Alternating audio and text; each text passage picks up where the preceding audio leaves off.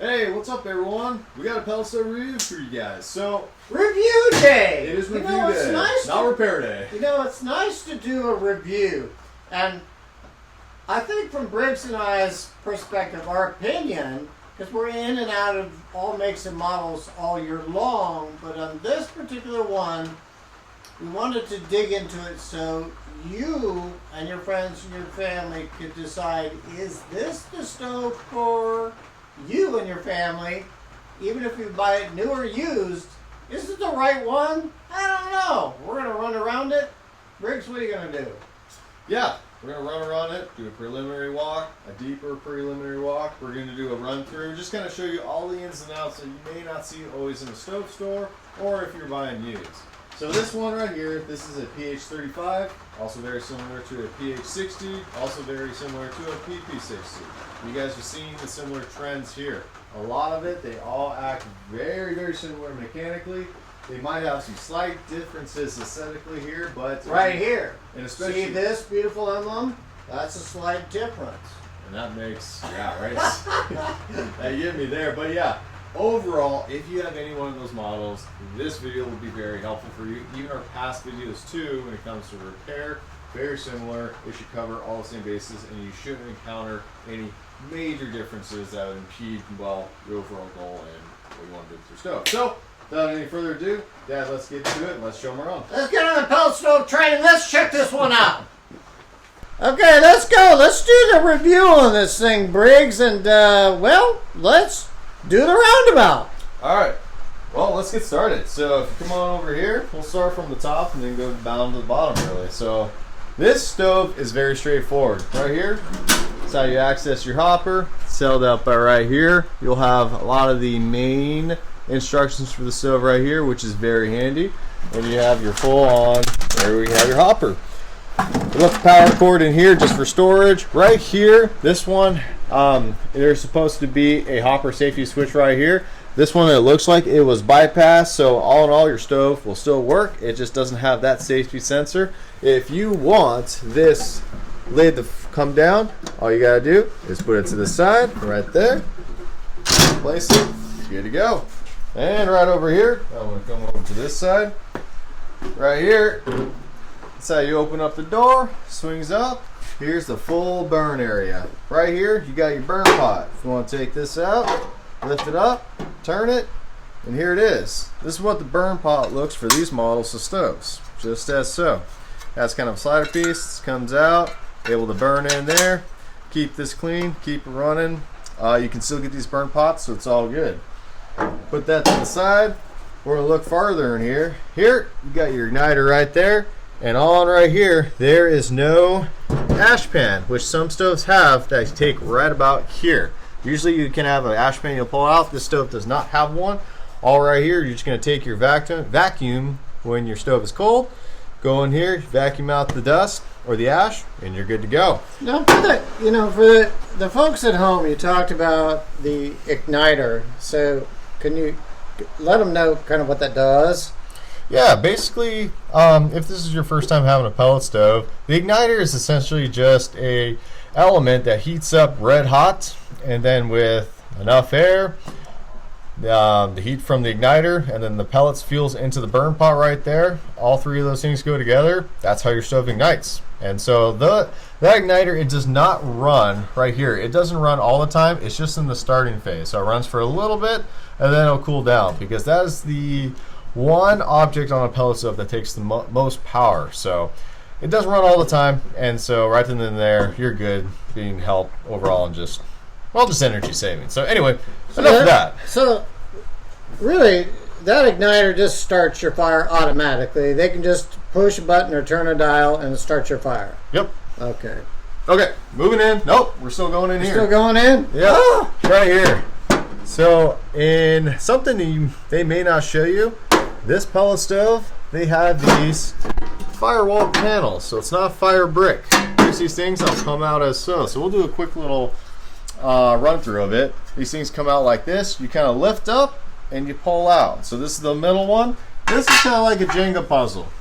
So it's nice to be able to kind of see this, because a number of people, they never know you can actually take this out. So that's the middle one. We'll go for the right one right here. you see this lip? We're going to lift up, take it out, and right here, here's the puzzle, folks. See what I'm doing right there? Boom. Make sure, right one, right over here is the left one. Same thing. Take that out, lean it over to this side, up. We're going to take it out just like that. And I like showing that right here. You can get back here, you can vacuum brush all this and make sure to get it a real good clean. But other than that, this is the simplicity. Very straightforward. There you go. And there's your panels. Now, we'll do the quick run through and put them back. So right here, just how we took them out. Just remember, folks, boom, right in here. Remember that corner, right here, down. Bring it on here. Wash those lips. I'm gonna have to get in here a little bit. Make sure they go in there real good. And put her down. Not rattling, you're good. So the reason why I like showing this is because, like I said, it is a puzzle. You want to make sure you take it out and put it in exactly the same way. If you don't do that, then you're going to be stuck. It's not going to be a fun time. You're going to get frustrated. Not a good day. So right there, these side ones are usually the hardest ones to take out, but once you got them in, you're good to go. Then finally the middle one, very easy. Go right in here, place it, lift it up, panels, get back there clean. There, now you know. I like the way that you did that. And so anybody that owns one of these stoves, throughout the year, take out those panels, take a paintbrush, and brush the back sidewalls down and vacuum, and just keep it clean. Clean up those panels and put them back in. You'll just have just a better working stove. So good tip. Exactly. So right here, closing the door, twist it, pull it down, tightens it down. You're good. Go over to the side. So this is your main control points. So you'll have a minimum heat setting, a maximum heat setting, then you'll have like the heat sensing automatic setting. So if you set it on minimum, it will have the lowest flame, but it will keep continuing to run. Same thing if you have it on the highest setting, max, it will keep continuing to run on its highest setting. It's not temperature dependent. Now anywhere in between here is more of the automatic. So this sensor right back here, we'll skip ahead in the back. This is kind of like it's a heat sensing probe. So that is where this gets its functionality right here. Depending if you want it a little bit hot in the room, be like get up to a certain degree, then it'll shut down the stove. Now you want it warm in the room, a little more to the right. This sensor will detect it, be like, all right, we'll make sure it gets to this heat, and then it'll do a shutdown process. You know, I think when we visit a lot of our customers, what position of the dial do they usually have it on? Yeah, a number of times they'll either have probably 12 o'clock to about maybe 9 o'clock, anywhere around in this area. Okay. Just depends on there. Very rarely you'll see someone over here. Usually they'll stay in this region just because anywhere over here, they're going to just be heated out of their home. So real quick, there you go. You'll have the lights, the yellow light, green light, red light. And so basically, just to sum it up, when it's going good, you'll have either the yellow or the green light going on. Anytime it means bad, if you have the red one, which means an alarm. But a lot of that will come into more explanation with your manual and stuff, but we just want to give you a quick overview. Here, you have the trim function. You have 0 up here. You go over the -4 and +4. So basically what this means, if you have it in the negative, each time your auger motor is going, you'll have less pellets coming out. If it's on the positive side, you'll have more pellets coming out per rotation of the auger on either one of the settings up here. But for most people, it's a good point, Briggs. Most people have that dial at like 12 o'clock position. They set it and forget it. That's something you don't have to change all the time, right? Nope. Yeah, it's pretty much a lot of these newer stoves. You set it, forget it, you're good. So real quick, just to wrap it up, we're going to go in the back and we'll walk around. Here is I like to call it the metal sticker of authenticity. This is all your very important, pertinent information, date of birth of the stove and everything else right here. Back over here, just to finish it up, nothing really on this side, just open panels. And there you go. There's just a walk around through. And the next thing my dad's kind of going to give you more of the deeper in sense walk around of the stove. Okay, friends, you can hear the metal. So I'm going to tell you, in my opinion, this is a budget stove, and then there's medium in the line, and then there's high end. But this is budget. You can buy them online. They're going to show you a ginormous flame in there to get you all excited. But in all reality, you'll get a medium-sized flame in there, and you get what you pay for. It's not a bad stove, but I'm going to do a walk around and show you kind of the backside of it, what you're actually paying for, that they won't show you on the internet, and they won't show you in the stores for the most part. So follow along. Let's go. Ready? Oh, yeah. Ready? Let's go. So Briggs kind of went through this whole thing here. And so I'm not really going to pinpoint on this. I'm going to kind of go in the back here. I got a flashlight so you can see the inners. So basically, your family and your friends, you work very, very hard for your dollars. And so you want to make sure that you're getting a good buy. What are you actually buying? So anyway, this is the user control that Briggs talked about. Then the wire harness, great. That goes down to here. So right here is the control box, or the brains of the pellet stove. Up here is the vacuum switch. You can study that on the internet all day long.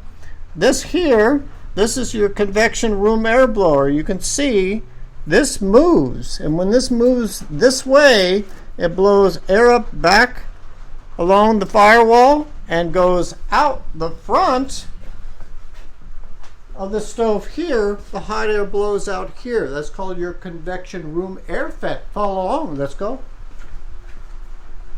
So these are the basics that you don't see in the stove store. So really, like a stove like this, retail wise now, anywhere between $8.99 and $11.99, somewhere in that range. So it's a budget stove. Follow along, son.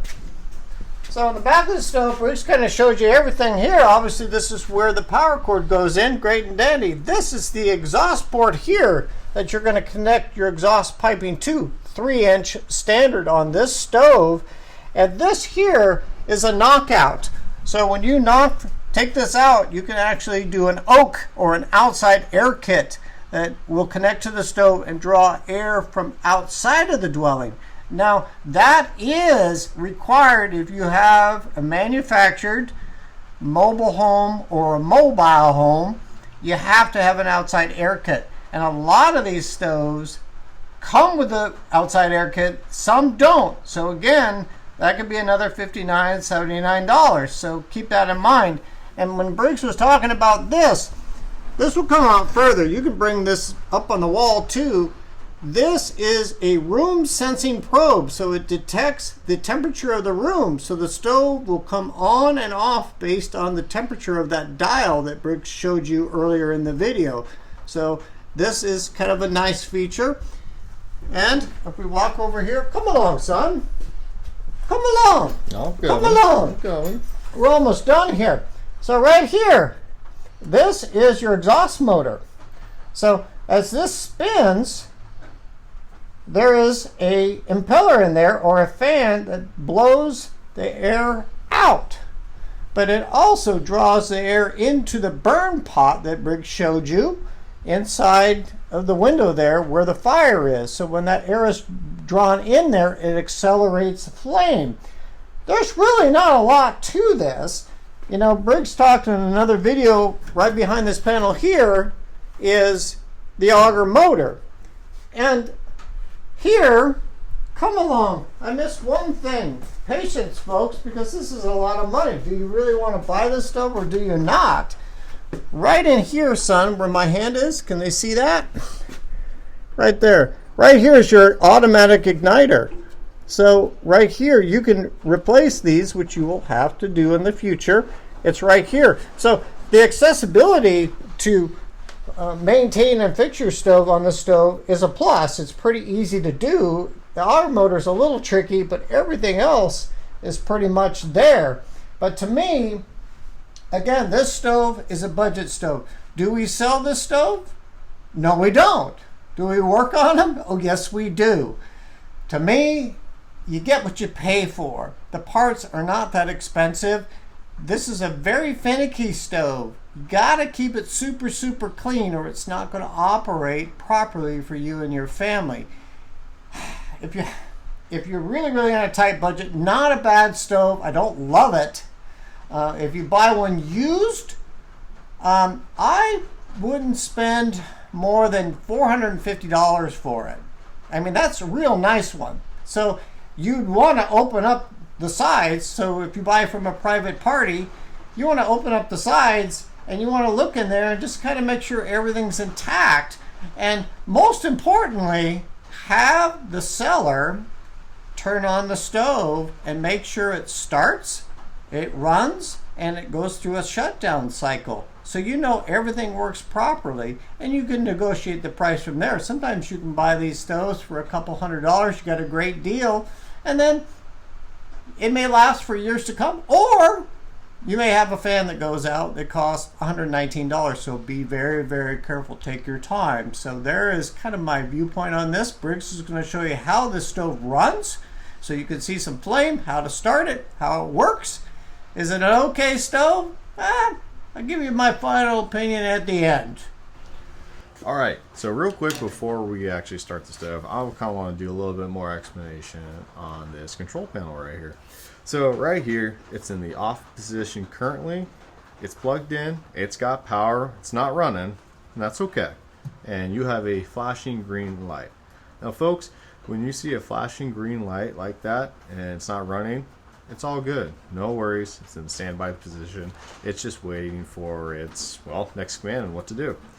So basically, when you start this stove, just make a selection here from the minimum heat to any of the temperature range in the middle to the last highest heat setting is max. So here is one of the number one tips I would say with this stove. When you're using this dial, know where you're going to go. Let's say right here, pause and keep it there. So right there, I chose 12 o'clock position. Right now, the green light's flashing rapidly. It's going to start going into the startup position, and this stove is slowly going to, well, do its full-on sequence. The reason being why I say, hey, know where you're going to go and set it there is because a number of times, if you're either indecisive or if you're trying to figure out you know what your stove's doing, or you want it to do something real quick, you're going to end up, well, confusing the stove. So basically, sometimes people will be like, oh, I'll set right here. Well, I'm going to go over here. Well, I'm going to do this. Well, I'm going to go over here. Well, I'm going to go over here. Well, why is nothing happening? Okay, well, let's go over here. See what happens? And then if people don't really know what all these lights mean and everything else, pretty soon they're being like, well, is my stove going to start? I don't know. So right there, you saw me move it all around. I eventually had it on the off position for a little bit, and that's where it's telling the stove, like, hey, we're going in the shutdown position. Now, let's say people are like, well, I want to restart again. It's on 12 o'clock position, roughly. You see, it's not doing the rapid green light sequence. So right then and there, that's why I say find your spot, pick it, and stick with it. So not to have your stove go all whatever. Right now, what just happened, your stove's going to go through a full shutdown. It's going to do its thing. It's all safety, all the stuff it's programmed to do. So basically, if you ever get into this position, you're going to have patience. It's not going to do what you want right away. It's going to take some time to register. So basically, if you got to this, turn it all the way to off, wait for it to power down, do its thing, anything else, especially if you have a fire in there. You want that all to burn out. One of the worst things you can do, if you're freaking out here and you unplug your stove and there's a fire in there, well, if that happens, that fire can't safely burn out. It's just going to smolder in there. You may get some smoke in the house. It's just not a fun time. So basically, let the stove run and do its thing, and you're all good. So when you have it on off, let it do its thing. It will turn off, and once it's eventually off and then it's back to reset, you then can, well, find the right setting. Or when it's totally shut down, and I mean totally shut down, no fire, anything else, you can unplug the stove, plug it back in, and then when it's in, make sure it's in the off position, and then when you do, you'll have the regular green blinking light again. Hope that helps.